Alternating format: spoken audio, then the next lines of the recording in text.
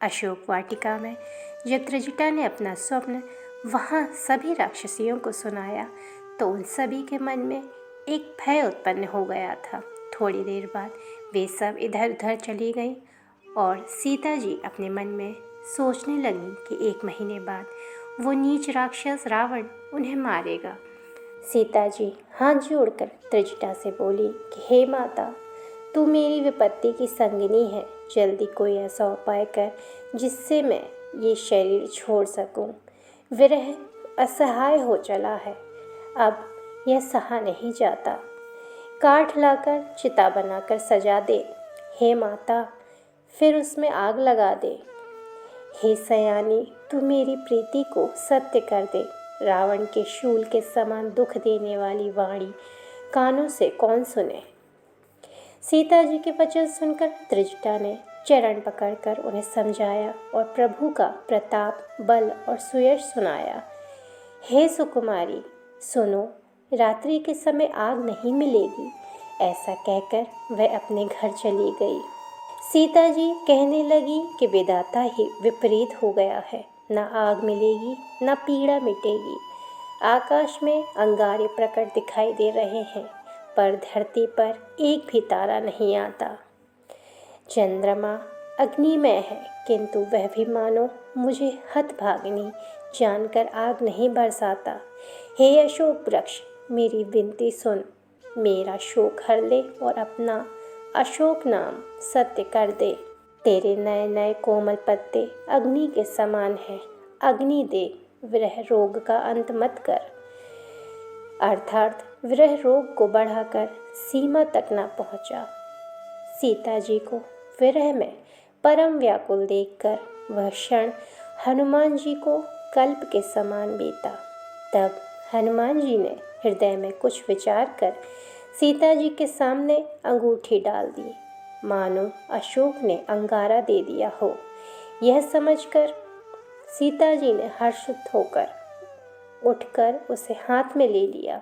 तब सीता जी ने राम नाम से अंकित अत्यंत सुंदर एवं मनोहर अंगूठी देखी। अंगूठी को पहचान कर सीता जी आश्चर्यचकित होकर उसे देखने लगीं और हर्ष और विषाद से हृदय में अकुला उठीं।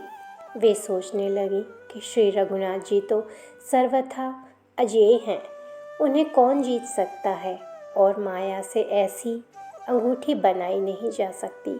सीता जी मन में अनेक प्रकार के विचार कर रही थी। इसी समय हनुमान जी मधुर वचन बोले। वे श्री रामचंद्र के गुणों का वर्णन करने लगे, जिनको सुनते ही सीता जी का दुख भाग गया। वे कान और मन लगाकर उन्हें सुनने लगे। हनुमान जी ने आदि से लेकर अब तक की सारी कथा कह सुनाई। सीता जी बोली, जिसने कानों के लिए अमृत रूप यह सुंदर कथा कही, वह हे भाई प्रकट क्यों नहीं होता। तब हनुमान जी पास चले गए। उन्हें देखकर सीता जी फिरकर अर्थात मुख फेर कर बैठ गईं। उनके मन में आश्चर्य हुआ। हनुमान जी ने कहा कि हे माता जानकी, मैं श्री राम जी का दूत हूँ, करुणा निधान की सच्ची शपथ करता हूँ। हे माता, यह अंगूठी मैं ही लाया हूँ। श्री राम जी ने मुझे आपके लिए यह सहिदानी अर्थात निशानी दी है। तब सीता जी ने पूछा कि नर और वानर का संग कहो कैसे हुआ। तब हनुमान जी ने जैसे संग हुआ था वह सब कथा कही। हनुमान जी के प्रेम युक्त वचन सुनकर सीता जी के मन में विश्वास उत्पन्न हो गया। उन्होंने जान लिया कि यह मन, वचन और कर्म से कृपा सागर श्री रघुनाथ जी का दास है। भगवान का सेवक जानकर अत्यंत गाढ़ी प्रीति हो गई। नेत्रों में जल भर आया और शरीर अत्यंत पुलकित हो गया। सीता जी ने कहा कि हे तात हनुमान, विरह सागर में डूबती हुई मुझको तुम जहाज के समान हो। मैं बलिहारी जाती हूँ, अब छोटे भाई लक्ष्मण जी सहित घर के शत्रु सुखधाम प्रभु का कुशल मंगल कहो। श्री रघुनाथ जी तो कोमल हृदय और कृपालु हैं। फिर हे हनुमान, उन्होंने किस कारण ये निष्ठुरता धारण कर ली है। सेवक को सुख देना उनकी स्वाभाविक बात है। वे श्री रघुनाथ जी क्या कभी मेरी याद नहीं करते हैं?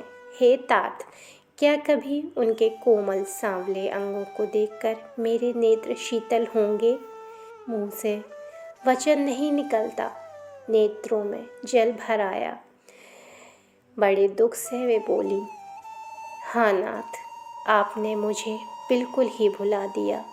सीता जी को विरह से परम व्याकुल देखकर हनुमान जी कोमल और विनीत वचन बोले, हे माता, सुंदर कृपा के धाम प्रभु भाई लक्ष्मण जी के सहित कुशल हैं, परंतु आपके दुख से दुखी हैं। हे माता, मन में ग्लानि न मनाइए। श्री रामचंद्र जी के हृदय में आपसे दूना प्रेम है। हे माता, अब धीरज धरकर श्री रघुनाथ जी का संदेश सुनिए। ऐसा कहकर हनुमान जी प्रेम से गदगद हो गए। उनके नेत्रों में जल भर आया। हनुमान जी बोले, श्री रामचंद्र जी ने कहा है कि हे सीते, तुम्हारे वियोग में मेरे लिए सभी पदार्थ प्रतिकूल हो गए हैं। वृक्षों के नए नए कोमल पत्ते मानो अग्नि के समान, रात्रि काल रात्रि के समान और चंद्रमा सूर्य के समान हो गया है, और कमलों के वन भालों के वन के समान हो गए हैं। मेघ मानो खौलता हुआ तेल बरसाते हैं। जो हित करने वाले थे वे ही अब पीड़ा देने लगे हैं। त्रिविध वायु सांप के श्वास के समान हो गई है। मन का दुख कह डालने से भी कुछ घट जाता है, पर कहूँ किससे? यह दुख कोई जानता नहीं। हे प्रिय, मेरे और तेरे प्रेम का तत्व एक मेरा मन ही जानता है, और वह मन सदा तेरे ही पास रहता है। बस मेरे प्रेम का सार इतने में ही समझ ले। प्रभु का संदेश सुनते ही जानकी जी प्रेम में मग्न हो गई। उनके शरीर की सुध न रही। हनुमान जी ने कहा कि हे माता, हृदय में धैर्य धारण करो और सेवकों को सुख देने वाले श्री राम जी का स्मरण करो। श्री रघुनाथ जी की प्रभुता को हृदय में लाओ और मेरे वचन सुनकर कायरता छोड़ दो। राक्षसों के समूह पतंगों के समान और श्री रघुनाथ जी के बाण अग्नि के समान हैं। हे माता, हृदय में धैर्य धारण करो और राक्षसों को जला ही समझो। श्री रामचंद्र जी ने यदि खबर पाई होती तो वे विलंब ना करते। हे जानकी जी, रामबाण रूपी सूर्य के उदय होने पर राक्षसों की सेना रूपी अंधकार कहाँ रह सकती है। हे माता, मैं आपको अभी यहाँ से लेवा जाऊँ, पर श्री रामचंद्र जी की शपथ है, मुझे प्रभु की आज्ञा नहीं है। हे माता, कुछ दिन और धीरज धरो। श्री रामचंद्र जी वानरों सहित यहाँ आएंगे और राक्षसों को मारकर आपको ले जाएंगे। नारद आदि तीनों लोकों में उनका यश गाएंगे। तब सीता जी ने कहा कि हे पुत्र, सब वानर तुम्हारे ही समान होंगे।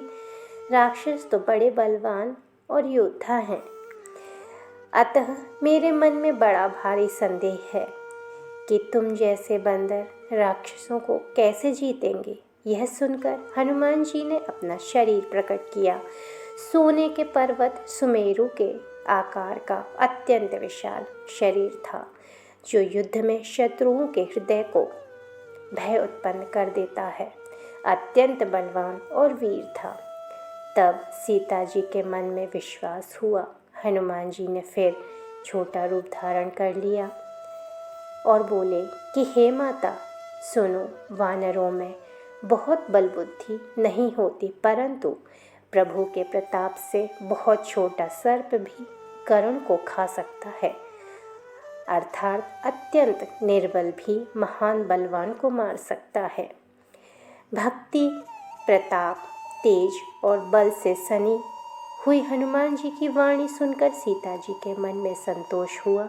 उन्होंने राम जी के प्रिय जानकर हनुमान जी को आशीर्वाद दिया कि हे तात, तुम बल और शील के निधान हो। हे पुत्र, तुम अजर अमर और गुणों के खजाने हो। श्री रघुनाथ जी तुम पर अब बहुत कृपा करें, प्रभु कृपा करें। ऐसा कानों से सुनते ही हनुमान जी पूर्ण प्रेम में मग्न हो गए। हनुमान जी ने बार बार सीता जी के चरणों में सिर नवाया और फिर हाथ जोड़कर कहा कि हे माता, अब मैं कृतार्थ हो गया। आपका आशीर्वाद अमोघ है, यह बात प्रसिद्ध है। हे माता सुनो, सुंदर फल वाले वृक्षों को देखकर मुझे बड़ी ही भूख लगाई है। तो सीता जी बोली कि हे बेटा सुनो, बड़े भारी योद्धा राक्षस इस वन की रखवाली करते हैं। तब हनुमान जी ने कहा कि हे माता, यदि आप मन में सुख माने अर्थात प्रसन्न होकर आज्ञा दे तो मुझे उनका भय तो बिल्कुल नहीं है। हनुमान जी को बुद्धि और बल में निपुण देखकर जानकी जी ने कहा कि जाओ हे तात, श्री रघुनाथ जी के चरणों को हृदय में धारण करके मीठे फल खाओ। वे सीता जी को सिर नवाकर चले गए और बाग में घुस गए, फल खाए और वृक्षों को तोड़ने लगे। वहाँ बहुत से योद्धा रखवाले थे, उनमें से कुछ को मार डाला और कुछ ने जाकर रावण से पुकार की।